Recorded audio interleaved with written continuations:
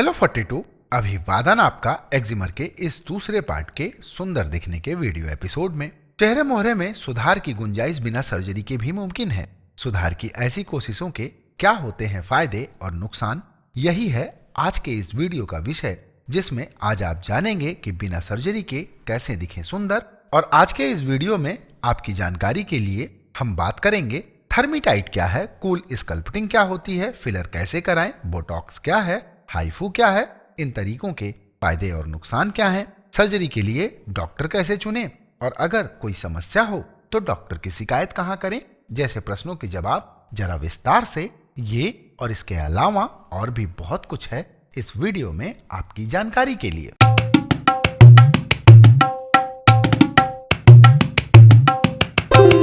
और इस वीडियो का पहला पार्ट भी आप जरूर देखिएगा, लिंक डिस्क्रिप्शन में उपलब्ध है, जिसमें हमने बात की है कि राइनोप्लास्टी क्या होती है, फेसलिफ्ट सर्जरी क्या होती है, ब्लेफारोप्लास्टी क्या है, ब्रेस्ट इन्हेंसमेंट कैसे कराएं, सिलिकॉन इम्प्लांट सर्जरी क्या है, लिपोसेक्शन सर्जरी क्या है, स्वेट ग्लैंड रिमूवल सर्जरी क्या है, और इन सर्जरियों के फायदे और नुकसान क्या हैं, कॉस्मेटिक सर्जरी कराने से पहले आपको किन बातों का ख्याल रखना चाहिए। और आइए अब शुरू करते हैं आज के विषय के बारे में कि थर्मीटाइट क्या है। यह फैट कम करने की तकनीक है। इसमें खास मशीन की मदद से फैट सेल्स को पिघलाया जाता है। इसमें गर्म सुई की मदद ली जाती है।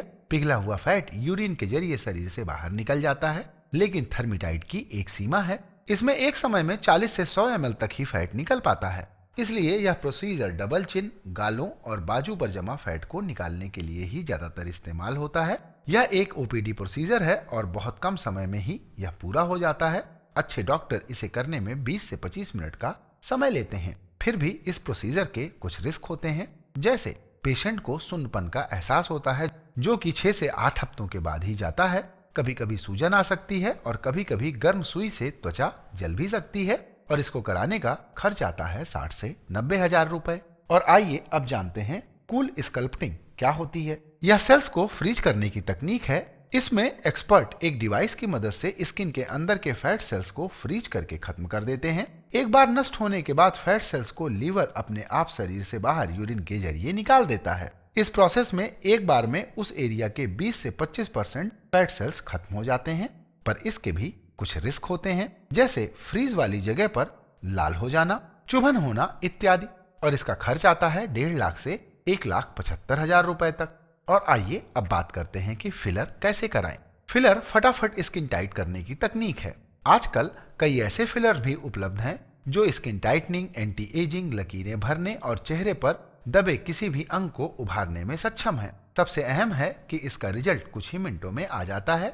इसमें एक प्रकार के केमिकल को स्किन के अंदर इंजेक्शन की मदद से डाला जाता है। फिलर होठों को आकार देने वाली लिप इन्हेंसमेंट के लिए बहुत ही कारगर होते हैं। नाक के आसपास बनी लकीरों को उभारने के लिए अब इनका ज्यादा इस्तेमाल भी होता है। इसके अलावा आंखों के नीचे बने गड्ढों को भरने के लिए भी फिलर का इस्तेमाल किया जा रहा है। नाक अगर थोड़ी बैठी है तो फिलर की मदद से उसे उभारा जा सकता है। यह भी एक ओपीडी प्रोसीजर है। इस प्रोसीजर को कराने में 30 से 60 मिनट का समय लगता है और इसका असर 6 महीने से 1 साल तक रहता है।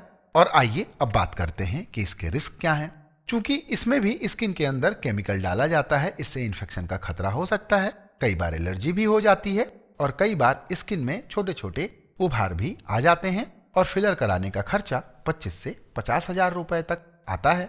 और आइए अब बात करते हैं कि बोटॉक्स क्या है। यह झुर्रियां और लकीरें हटाने की तकनीक है। बिना ऑपरेशन के चेहरे की लकीरों को हटाने के लिए यह बहुत ही पॉपुलर तकनीक है। बोटॉक्स में ज्यादातर आंखों के आसपास आई झुर्रियों और माथे पर बन रही लकीरों को हटाया जाता है। इसमें आंखों के आसपास बोटॉक्स का इंजेक्शन दिया जाता है और इसके जरिए मांसपेशियों को रिलैक्स कर दिया जाता है। इसका असर ज्यादा से ज्यादा 1 साल तक रहता है, पर इसके भी कुछ रिस्क होते हैं, जैसे जहां इंजेक्शन दिया जाता है वहां की मांसपेशियों के कमजोर होने का खतरा रहता है। सूजन और खरोंच के निशान के साथ दर्द भी हो सकता है। सिर या गर्दन में दर्द होता है, चक्कर आने की शिकायत भी हो सकती है और इसका खर्च आता है 10 से 30 हजार रुपए।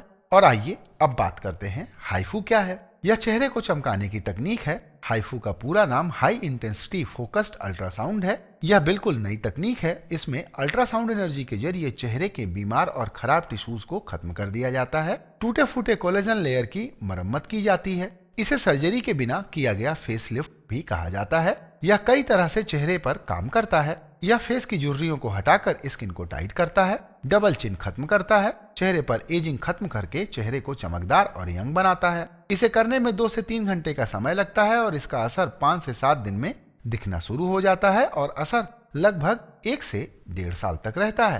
पर इसके भी कुछ साइड इफेक्ट होते हैं, जैसे चेहरे पर लालीपन आना, खुजली की शिकायत, सूजन होना, स्किन की सेंसिटिविटी खत्म हो सकती है, लेकिन ये सभी शिकायतें 4-5 दिन में खत्म हो जाती हैं।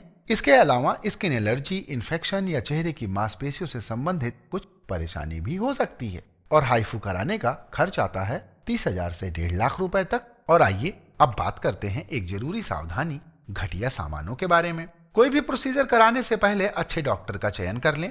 नेट पर प्रोसीजर से जुड़ी तमाम जानकारी और डॉक्टर का रिव्यू भी पढ़ें। प्रोसीजर की कीमत के बारे में जानकारी जरूर लें। अगर कोई आपको काफी कम कीमत में महंगा प्रोसीजर कराने का ऑफर दे रहा है तो सावधान हो जाइए। आजकल चाइनीज चीजों का बहुत बोलबाला है, उनकी क्वालिटी अमूमन अच्छी नहीं होती और इनमें रिस्क भी बहुत ज्यादा होता है। प्रोसीजर कराने से पहले यह जान लें कि डॉक्टर कौन सी तकनीक का इस्तेमाल कर रहे हैं और इस्तेमाल किए जाने वाले तमाम सामान सही हैं। इसके लिए सही जगह और सही डॉक्टर का चुनाव करें। अमूमन बड़े और नामी जगहों पर सामान का पूरा ध्यान रखा जाता है। और आइए अब जानते हैं कि कॉस्मेटिक सर्जरी कराने के लिए आप डॉक्टर कैसे चुनें। अगर आपको कोई सर्जरी करानी है तो आपको सर्जन के पास जाना होगा। MBBS के बाद 3 साल की MS यानी मास्टर ऑफ सर्जरी की डिग्री होती है। इसके बाद यदि प्लास्टिक सर्जन बनना है तो 3 साल की MCH या डिप्लोमेट ऑफ नेशनल बोर्ड, जिसे DNB भी शॉर्ट में कहा जाता है, की डिग्री लेनी होती है। आजकल कॉस्मेटिक सर्जरी का जमाना है। ज्यादातर प्लास्टिक सर्जन इस स्पेशलाइज सर्जरी को अच्छी तरह से करने के लिए 1-2 महीने का अपडेटेड कोर्स कर लेते हैं। जिस सर्जन के पास MCH या डिप्लोमेट ऑफ नेशनल बोर्ड की डिग्री है वह कॉस्मेटिक सर्जरी के लिए योग्य हैं। इसलिए सर्जरी करवाने से पहले डॉक्टर की इस क्वालिफिकेशन को जरूर ध्यान दें। यदि आपको बालों के गिरने की समस्या है, स्किन से संबंधित कोई समस्या है, जैसे स्किन में दाग है, स्किन जल गई है या कोई इन्फेक्शन है, तो आप डर्मेटोलॉजिस्ट के पास जा सकते हैं।